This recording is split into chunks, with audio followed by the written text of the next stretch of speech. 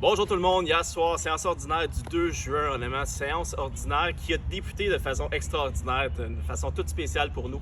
Pourquoi? Eh bien, on a rendu hommage à une citoyenne, une femme de la communauté, Mme Hélène Pagé-Riddell, qui a récemment reçu des mains propres de Mme Mary Simmons, la gouverneure générale du Canada, une médaille pour reconnaître les nombreuses années de bénévolat que Mme Pagé-Riddell a fait au niveau des centres de palliatifs pour deux hôpitaux, soit l'hôpital général de Hawkesbury et l'hôpital ici même d'Argenteuil. Donc, depuis plus de 25 ans, Mme Pagé-Riddell offre du temps de façon très généreuse, de façon avec compassion. Elle l'écoute, en fait, les patients en fin de vie. Et on voulait rendre hommage à cette citoyenne.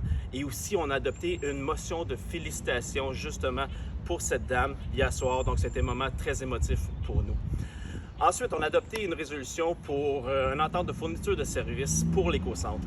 Donc, vous savez, présentement, l'éco-centre à La Chute est géré par la municipalité de La Chute.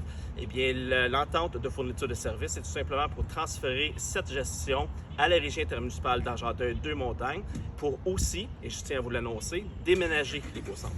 Donc, l'éco-centre sera déménagé sur le site de Tricentris, qui est situé au bout de Félix-Touchette.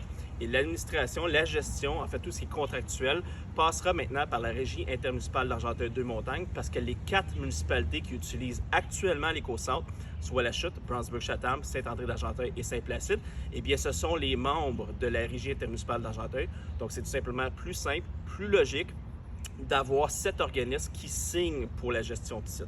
Et maintenant pour le déménagement, pour l'expliquer. Eh bien, l'éco-centre actuel est très bien utilisé. Vous savez, on a une croissance de la population ici, mais aussi dans les autres municipalités qui utilisent l'éco-centre. Donc, il y a des investissements majeurs qui étaient nécessaires pour l'éco-centre. Investissements majeurs que la municipalité de La Chute et les autres municipalités auraient dû assumer. Par contre, l'installation est beaucoup trop petite pour aménager et moderniser le site comme on devrait. On entend souvent la population dire qu'on utilise les éco-centres dans d'autres municipalités, notamment à Mirabel, et c'est mieux aménagé. On le sait très bien. Mais pour vous offrir ça, il faut déménager le site. Tricentris a déjà géré les RDD, les produits dangereux, et ils ont la compétence présentement pour gérer les éco-centres. Ils ont signé justement avec la MRC de Rivière-du-Nord. Donc, on croit que c'est logique de déménager l'éco-centre à un endroit où la fluidité va être plus simple, tout simplement, parce qu'à l'endroit actuel, eh bien, il y a des complexités avec les travaux publics, avec le McDonald's, avec Bethany. Donc, envoyer l'éco-centre sur le site de Tricentris, qui est dans un quartier industriel. Donc, au niveau du bruit, il n'y a pas d'enjeu. Au niveau de la fluidité, il n'y a pas d'enjeu. Et ça va nous permettre d'investir. En fait, je tiens à me préciser, ce n'est pas nous qui va investir, c'est Tricentris qui va investir pour les installations et moderniser ces installations pour vous et pour faciliter le tri du matériel. Et le fait d'avoir l'éco-centre sur le site de Tricentris, une entreprise, un organisme qui a déjà la responsabilité de gérer les matières résiduelles, eh bien, c'est juste logique pour inciter, en fait, pour faciliter la récupération de ces matériaux-là. Donc, c'est une annonce qu'on a faite, donc attendez-vous dans les prochains mois de voir plus d'informations à cet effet, mais on s'attend que la construction va débuter sous peu. Et par la suite, on va faire une annonce officielle pour expliquer comment le fonctionnement aura lieu pour l'utilisation de l'éco-centre. Troisième résolution que je voulais vous dire, honnêtement, parce que c'est un changement qui est demandé depuis quelques années de la population et je pense qu'au niveau de la sécurité publique, ça va être apprécié aussi. Eh bien, c'est pour l'installation de plaquettes d'identification de numéros civiques pour les adresses de domicile en milieu rural.